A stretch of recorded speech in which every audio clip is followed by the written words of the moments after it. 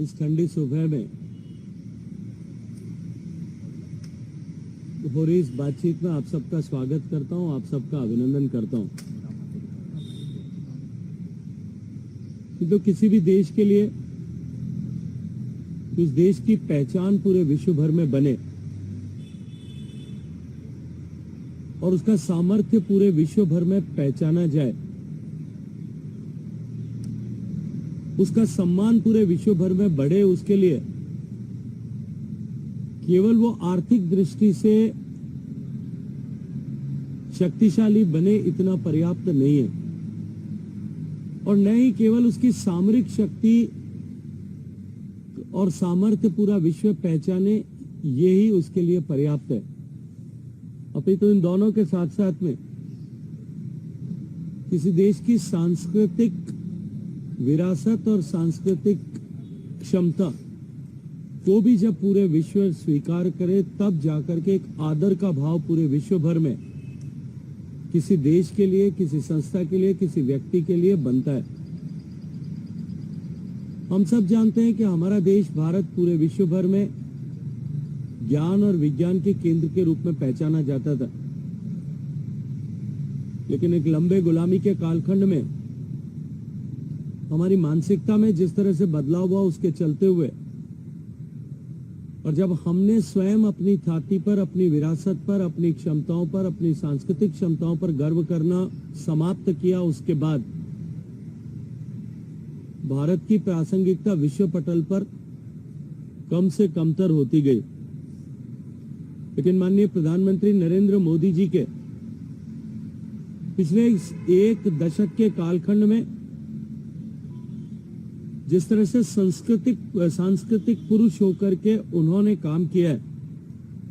भारतीय संस्कृति एक नए पुनर्जागरण के दौर में पहुंची है। The way the culture has been rejuvenated in India have entered into a new era of cultural heritage in the world. गुलामी के दौर में सुनियोजित रूप से चलाए गए कुचक्रों के चलते हुए देश के लोग मानसिक रूप से गुलाम हो गए थे, और जो कुछ पश्चिम से आता है वही श्रेष्ठ है, ऐसी मानसिकता सामान्य भारतीय मानवी की होने के चलते हुए भारत के लोगों ने ही अपनी सांस्कृतिक विरासत पर गर्व करना छोड़ दिया था। लेकिन 16 मई 2014 का दिन को लेकर के लंदन में ट्रिब्यून ने जिस तरह की टिप्पणी की थी कि आज की ये जो 16 मई का दिन जो है, ये भारत के इतिहास में एक दूसरी आजादी के दिन के रूप में हमेशा स्मरण किया जाएगा, क्योंकि इससे पहले जो राजनीतिक व्यवस्था भारत में थी वो किसी न किसी रूप में ब्रिटिश कॉलोनियल लीगेसी का प्रतीक ऐसा बनी हुई थी। देश में पहली बार ऐसी सरकार बनी है जो अपने उद्गम से जिस प्रेरणा के साथ में वो काम करते, उस प्रेरणा के चलते हुए पूर्णतः भारतीय मानसिकता से ओतप्रोत है। भारतीय संस्कृति के पुनर्जागरण के पुरोधा बनकर के माननीय प्रधानमंत्री नरेंद्र मोदी जी ने न केवल भारतीय संस्कृति और परंपरा का संरक्षण किया है, अपितु सांस्कृतिक राजदूत के रूप में इसके पुनर्जागरण का अभूतपूर्व और विलक्षण उपक्रम करके एक बार फिर भारतीय संस्कृति को एक नई जीवंतता प्रदान करते हुए विश्व के पटल पर उसे हिमालय के सदृश ऊंचाई और समुद्र सी गहराई को वापस पुनर्स्थापित करने में सफलतापूर्वक काम किया है। आज उनके प्रयासों के चलते हुए नई पीढ़ी के करोड़ों भारतीय भारत की संस्कृति में अपने लिए एक सम्मान का प्रतीक खोजते हुए अपने आप को भारतीय कहलाने में गर्व की अनुभूति करने लगे। मित्रों, हम सब भलीभांति जानते हैं कि प्राचीन काल से भारत दुनिया भर में आध्यात्म, ज्ञान, विज्ञान कला और संस्कृति का केंद्र ऐसा बना हुआ था। लेकिन देश में एक ऐसा दौर आया कि विदेशी शासकों और औपनिवेशिक युग के चलते हुए भारत की संस्कृति को भारी नुकसान हुआ था। आज पिछले 10 साल के इस दौर में उत्सव को वापस सहेजने समेटने की दिशा में माननीय प्रधानमंत्री जी के नेतृत्व में अभूतपूर्व प्रगति हुई है। जैसा मैंने कहा, लंदन के ट्रिब्यून अखबार को कोट करते हुए कि जो सरकारें अब से पहले 10 साल पहले से पूर्व के कालखंड में जो भारत में थी, वो औपनिवेशिक मानसिकता से ओतप्रोत थी, प्रभावित थी। इसके चलते हुए हमारी सांस्कृतिक धरोहरों को सहेजने की दिशा में जिस तरह का काम करने की आवश्यकता थी, उसमें हम चूके और गुलामी के बाद में भी लगभग 6-6.5 दशक तक हम उसी मानसिकता के काम करते हुए हमने अपनी सांस्कृतिक विरासतों को जितनी क्षति औपनिवेशिक काल में पहुंची थी, उससे भी ज्यादा क्षति पहुंचाने की दिशा में काम किया। लेकिन 2014 में सरकार बनने के बाद भारत को पुनः सांस्कृतिक उत्कर्ष पर पहुंचाने की दृष्टिकोण से संस्कृति, परंपरा और इतिहास के पुनर्जागरण की दिशा में नरेंद्र मोदी जी ने तीव्रता के साथ में काम किया है। प्रधानमंत्री जी का यह संकल्प कि विकास भी और विरासत भी, इस संकल्पना ने सांस्कृतिक पुनर्जागरण, कल्चरल रिजुविनेशन की दिशा में विलक्षण प्रयास भी किए और उल्लेखनीय सफलताएं भी प्राप्त की है। राष्ट्रीय और अंतर्राष्ट्रीय स्तर पर भारतीय ज्ञान प्रणालियों, परंपराओं और सांस्कृतिक लोकाचार को संरक्षित करने और बढ़ावा देने को जिस तरह से महत्ता प्रदान की है, उसका परिणाम आज विश्व के पटल पर दिखाई देने लगा है। जहां एक तरफ भारत की संस्कृति के केंद्र भगवान राम के मंदिर का निर्माण का जो स्वप्न भारत के लोग पिछले 500 साल से देख रहे थे, और हमारे अपने संविधान की मूल प्रति में मौलिक अधिकारों के खंड पर प्रभु श्री राम का, सीता और लक्ष्मण जी का विजय के पश्चात अयोध्या लौटने का जो चित्र बना हुआ है,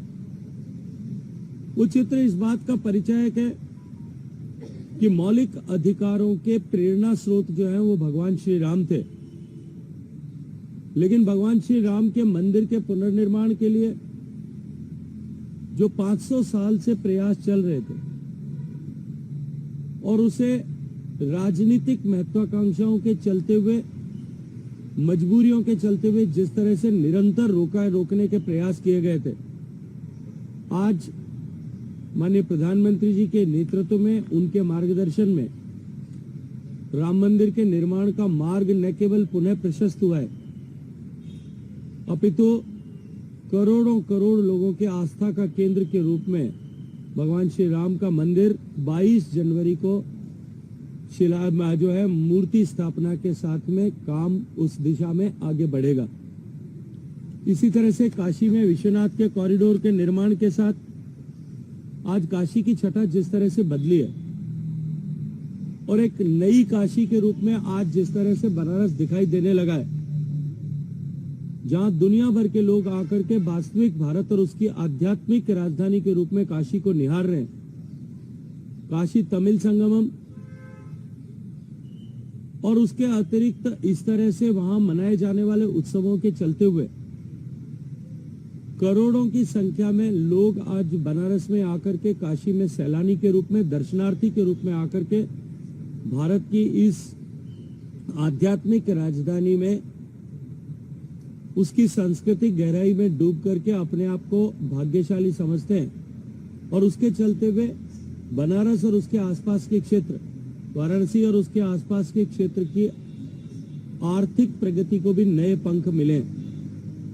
इसी तरह से सोमनाथ के मंदिर का पुनरुद्धार, उज्जैन में महाकाल लोक का पुनरुद्धार, असम में गुवाहाटी में कामाख्या मंदिर का पुनरुद्धार, उड़ीसा के जगन्नाथ मंदिर का पुनरुद्धार, और चार धाम का कायाकल्प करने का, और इस दृष्टिकोण से भारत को सांस्कृतिक आध्यात्मिक रूप से एक बार फिर पूरे विश्व के पटल पर ले जाने में भी माननीय प्रधानमंत्री जी के नेतृत्व में सफलता प्राप्त हुई है। इन सब के अतिरिक्त भी गुजरात के महसाणा में चालुक्य काल में बनाए गए सूर्य मंदिर का, मोढेरा के सूर्य मंदिर का पुनरुद्धार हुआ है। पुणे के देहू में तुकाराम महाराज के मंदिर, गुजरात के पावागढ़ में कालिका माता मंदिर, अंबा मंदिर, ऐसे अनेक सांस्कृतिक आध्यात्मिक केंद्रों के पुनरुद्धार पर भी सरकार ने सफलतापूर्वक काम किया है। देश के आजादी के समय हुए अप्राकृतिक विभाजन के चलते हुए जो करतारपुर साहिब सीमा के उस पार रह गए थे और देश और दुनिया में रहने वाले लाखों सिख मतावलंबी, करोड़ों सिख धर्म के अनुयायी हमेशा ही इस बात की कामना और कल्पना करते थे कि कभी हमें करतारपुर साहिब में जाकर के मत्था टेकने का, आशीर्वाद प्राप्त करने का अवसर मिलेगा। लेकिन वो दूर से ही करतारपुर के दर्शन करने के लिए अभिशप्त थे। माननीय प्रधानमंत्री जी के आशीर्वाद से आज पवित्र गुरुद्वारा करतारपुर साहिब का लांघा खुला है और उसके खुलने के बाद में करोड़ों सिख मतावलंबियों के लिए उनकी आस्था को पूरा करने के लिए दर्शन करने का सौभाग्यपूर्ण अवसर, मत्था टेकने का सौभाग्यपूर्ण अवसर उन्हें मिला है। अपने धर्म की रक्षा के लिए 10वें गुरु गोविंद सिंह जी के 4 बेटों ने जिस तरह से अपने आप को दीवार में चुना जाना ऐसा स्वीकार किया था, उन वीर बालकों के उस बलिदान को स्थायी रूप से सम्मान देते हुए माननीय प्रधानमंत्री जी के नेतृत्व में वीर बाल दिवस जो आगामी 26 तारीख को आने वाला है उसको मनाने का जो है देश भर में उसको मनाया जाए, इसका मार्ग भी माननीय प्रधानमंत्री जी ने प्रशस्त किया है। अभी हाल ही में संसद की बनी नई इमारत, इसने भी भारत के सुवर्ण युग की यादों को वापस एक बार लोगों के मानस पटल पर अंकित किया है। सांस्कृतिक पुनरुद्भव के इस दौर में सभी धर्म के ऐसे आस्था के केंद्रों के पुनरुद्धार पर सरकार काम कर रही है। हिमालयी संस्कृति और बौद्ध संस्कृति की विरासत का संरक्षण करना भी सरकार के प्रयासों में माननीय मोदी जी के नेतृत्व में विशेष रूप से शामिल रहा है। माननीय प्रधानमंत्री जी के मार्गदर्शन में प्रारंभ हुई स्वदेश दर्शन योजना के हिस्से के रूप में सरकार ने विविध सांस्कृतिक विरासत को दर्शाने वाले ऐसे 76 से ज्यादा सर्किटों का निर्माण किया है और प्रधानमंत्री जी का ये आह्वान कि पहले हम देश दर्शन करें, देश के ऐसे दर्शनीय स्थलों पर, पर्यटन स्थलों पर जाकर के देश का दर्शन करें, उसके बाद विदेश में जो है घूमने के लिए जाएं। इसने भी निश्चित रूप से भारत की संस्कृति को बढ़ावा देने में एक अभूतपूर्ण योगदान किया है। भारत की भूमि से बाहर भी, विदेशों में भी भारतीय मंदिरों के पुनरुद्धार और नए मंदिरों के निर्माण भारत की संस्कृति के एक प्रतीक के रूप में उसका मार्ग भी माननीय प्रधानमंत्री जी के नेतृत्व में आज आगे बढ़ा है। गंगा को शुद्धिकरण को लेकर के जिस तरह का अभियान माननीय प्रधानमंत्री जी के नेतृत्व में चलाया गया और गंगा को केवल धार्मिक महत्ता नहीं अपितु उसकी सांस्कृतिक महत्ता, गंगा के किनारे पे उद्विकसित हुए, इवॉल्व हुए सांस्कृतिक केंद्रों को पूरे विश्व के पटल पर लाना, ज्ञान गंगा के रूप में, अर्थ गंगा के रूप में गंगा नदी को स्थापित करना, उसकी महत्ता को स्थापित करना, ये भी निश्चित रूप से भारत की संस्कृति को आगे बढ़ाने की दिशा में माननीय प्रधानमंत्री जी के रूप में और के नेतृत्व में उल्लेखनीय रूप से हुआ है। इंडियन कल्चर की पोर्टल की शुरुआत जो नमामि के नाम से माननीय प्रधानमंत्री जी ने की है, उस पोर्टल पे इंडियन मैन्युस्क्रिप्ट्स और जो भारत के पुराने ज्ञान से जुड़े हुए जो पांडुलिपियां थी, आज सहज रूप से शोधकर्ताओं के पास में उपलब्ध है। निश्चित ही संस्कृति के साथ, सांस्कृतिक जड़ों के साथ जुड़ाव के चलते हुए आज माननीय प्रधानमंत्री जी ने जिस तरह से 9 साल में अनेक बार सीमावर्ती क्षेत्रों की यात्राएं की है, केदारनाथ की यात्रा की है, बोहरा संप्रदाय और अन्य संप्रदायों के धार्मिक केंद्रों पर जाकर के जिस तरह से वहां यात्राएं की है, उसके चलते हुए भारत के विविधता को ली हुई संस्कृति के पुनरुद्धार की दिशा में भी उल्लेखनीय प्रगति हुई है। भारत से निकले ज्ञान और विज्ञान, भारत की विधाओं का सम्मान जिस तरह से आज विश्व के पटल पर पुनर्स्थापित हुआ है, भारत की धरती से उपजा हुआ योग आज माननीय प्रधानमंत्री जी के प्रेरणा और प्रयास से जिस तरह से एक वैश्विक कार्यक्रम के रूप में तो पहचान बनाई है, लेकिन लोगों के जीवन के एक अभिन्न अंग के रूप में योग ने प्रवेश किया है। इसी तरह से भारत की संस्कृत, भारत की जैविक कृषि, भारत के आयुर्वेद के ज्ञान और विज्ञान, भारत के देशी गौवंश की महत्ता, भारत का मोटा अनाज जिसे हम कहते थे, जिसे माननीय प्रधानमंत्री जी ने आज श्री अन्न का नाम ऐसा दिया है, इन सब की पहचान और सम्मान भी आज भारत के सांस्कृतिक वैविध्य और सांस्कृतिक शक्ति की पहचान के रूप में पूरे विश्व भर में स्पष्ट होने लगी है। माननीय प्रधानमंत्री जी के प्रयास से भारत से चुरा करके या लूट करके ले जाई हुई ऐसी ऐतिहासिक संपदाओं को भी, ऐसी धरोहरों को भी वापस भारत में लौटाने का क्रम तेजी के साथ में चल रहा है। 2014 से लेकर के अब तक 344 से ज्यादा ऐसी ऐतिहासिक धरोहरें वापस भारत में लाई गई है। आजादी के इस अमृत काल में भी जिस तरह से माननीय प्रधानमंत्री जी ने देश के आजादी के संघर्ष में, आजादी के लिए हुए संघर्ष में ऐसे जो अनाम योद्धा थे जिन्होंने देश को आजाद करने के लिए अपना सर्वस्व समर्पण किया, लेकिन कहीं वो इतिहास के पन्नों में पिछले 60 साल से में या तो भुला दिए गए थे या सुनियोजित रूप से भुला दिए गए थे। ऐसे सारे लोगों को भी आजादी के अमृत काल में वापस पहचान करके उन सब का सम्मान पुनः स्थापित करने का स्थानीय स्तर पर लोगों को उनसे प्रेरित होने का, प्रेरणा लेने का सौभाग्यपूर्ण अवसर तो प्रदान किया ही है, लेकिन साथ साथ में स्वतंत्रता संग्राम से जुड़ी सारी विरासतों को भी वापस पुनरुद्धार करने की दिशा में एक उल्लेखनीय काम प्रारंभ हुआ है। माननीय प्रधानमंत्री जी के नेतृत्व में ही भारत, जिस देश में महिलाओं को के सम्मान को लेकर के बहुत विशिष्ट मान्यताएं थी, उस देश में महिलाओं के सम्मान को बढ़ाने की दिशा में अनेक योजनाओं को, उनकी क्षमता के संवर्धन के दृष्टिकोण से अनेक योजनाओं का निर्माण करके सफलतापूर्वक धरातल पर उनको उतार कर मातृशक्ति के वंदन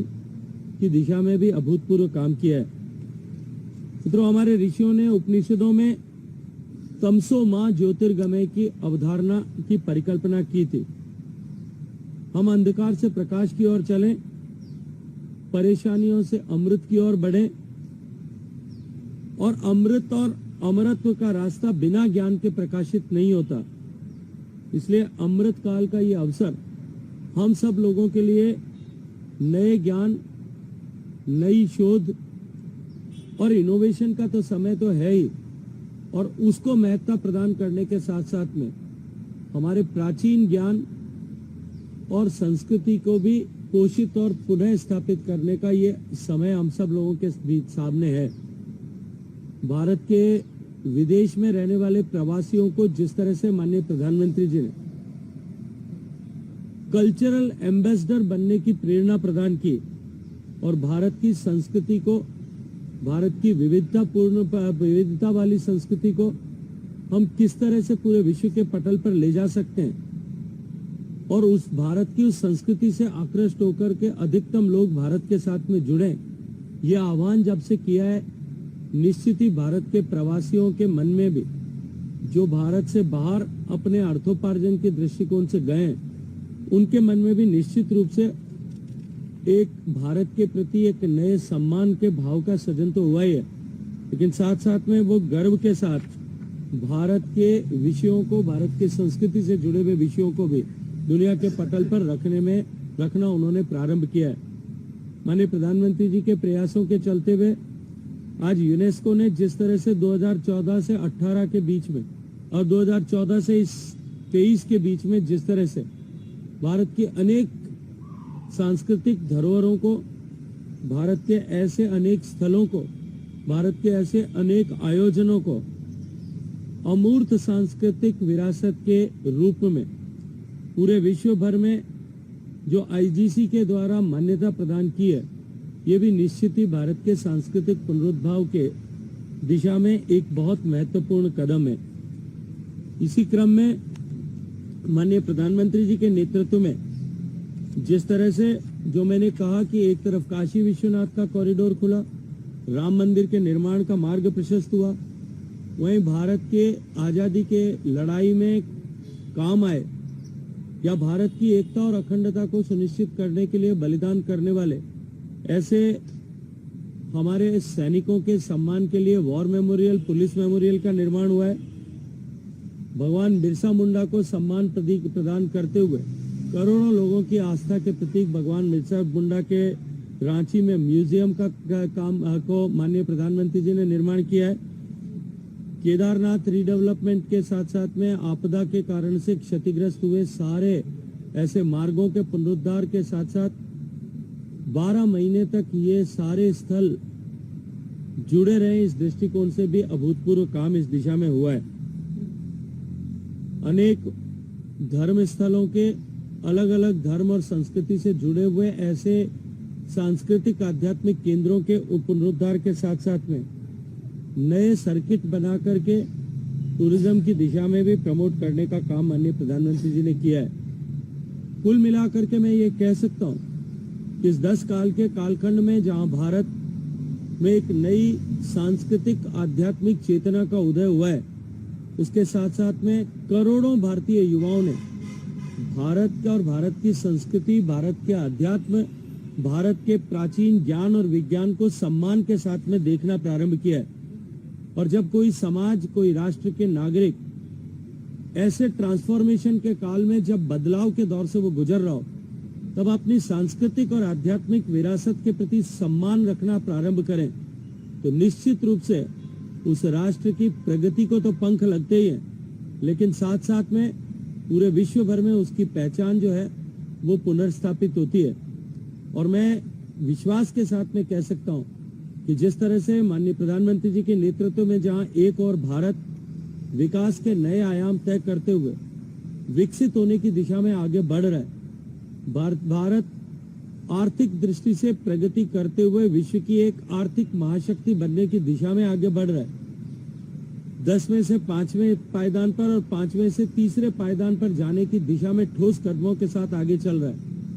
भारत एक नई सामरिक ताकत के रूप में पूरे विश्व के पटल पर उभर रहा है। अपने सामरिक साजो सामान को इंडिजिनाइज करने के साथ साथ में भारत जिस तरह से एक नए सामरिक शक्ति के केंद्र के रूप में उभर रहा है, आर्थिक सामरिक शक्ति के साथ साथ में सांस्कृतिक विरासत को सहेजते हुए भारत ज्ञान, विज्ञान और संस्कृति के केंद्र के रूप में भी पूरी दुनिया में जब अपनी खोई भी पहचान को पुनर्स्थापित कर रहा है, तो मैं यह विश्वास के साथ में कह सकता हूं कि जो भारत की खोई भी विरासत के चलते हुए जो भारत का सम्मान पूरे विश्व भर में एक गुरु स्थान पर था, उसको वापस स्थापित करने की दिशा में माननीय प्रधानमंत्री जी के इस 10 साल के किए गए प्रयास निश्चित रूप से एक मील के पत्थर के रूप में पहचाने जाएंगे। और आने वाले समय में जब भारत विकसित होगा, जो अब अवश्यंभावी है, तब निश्चित ही इस 10 साल में किए गए प्रयासों के चलते हुए भारत का सम्मान पूरे विश्व के लोगों के निगाह में निश्चित रूप से कई कई गुना उसमें अभिवृद्धि होगी। आप सबका बहुत सारा धन्यवाद।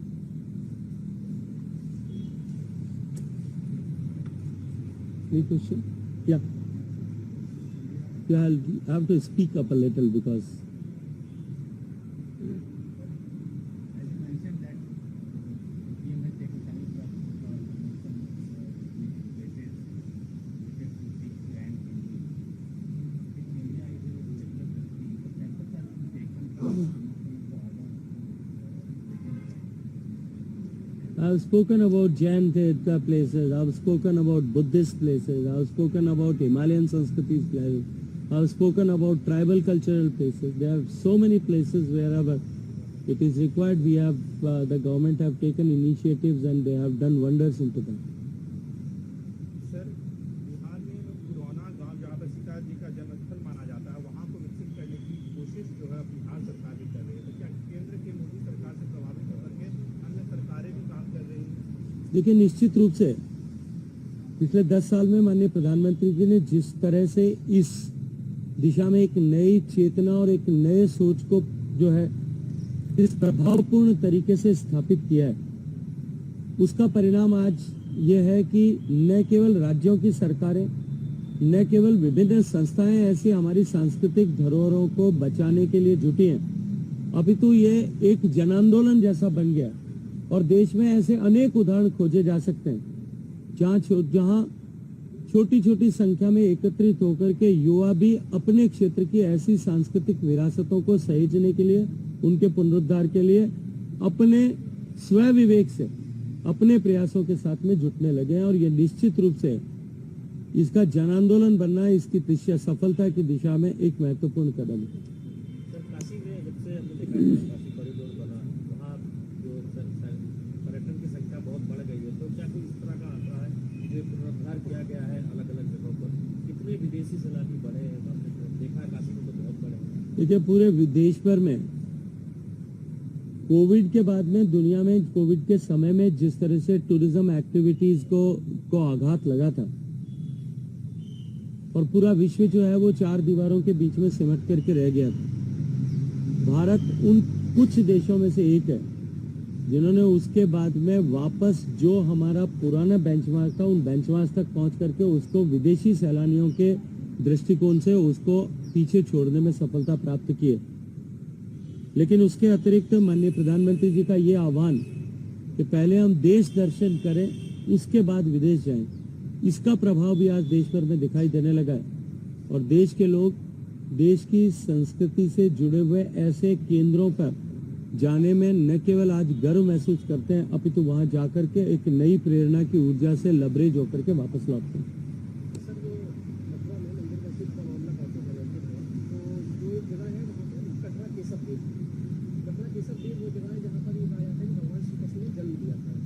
वहाँ से खुदाई में कुछ मूर्तियाँ मिली, जो मूर्तियाँ अभी मथुरा के समय लगे हैं। तो जो वहाँ के लोग हैं, स्थानीय लोग, उनका ये कहना है कि कांग्रेस सरकार में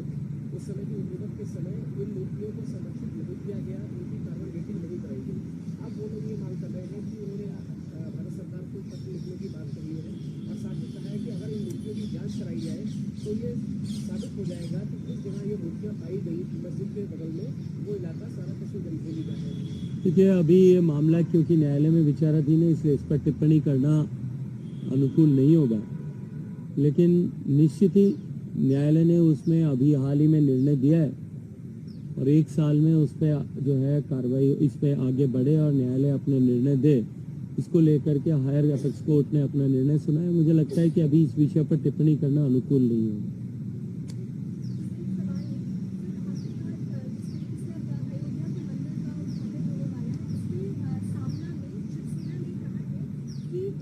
भगवान श्री राम के मंदिर का उद्घाटन करने के लिए तो प्रधानमंत्री मोदी जा रहे हैं, लेकिन लोकतंत्र के मंदिर संसद को उन्होंने शमशान बना दिया है। साथ ही दूसरी चीज उसमें यह है कि जिस तरीके से बीबी वो भी एक दूसरा रूप पार्लियामेंट में देखने को मिलता है। देखिए, जैन धर्म में एक जो त्रिपिटक जो उनकी पुस्तक है उसमें एक आख्यान आता है जहां 4 नेत्रहीन लोगों को लेकर के एक ऐसा उदाहरण दिया गया है कि वो जब घर बाहर निकलते हैं और वो 4 नेत्रहीन लोग जाकर के उन एक हाथी को स्पर्श करते हैं।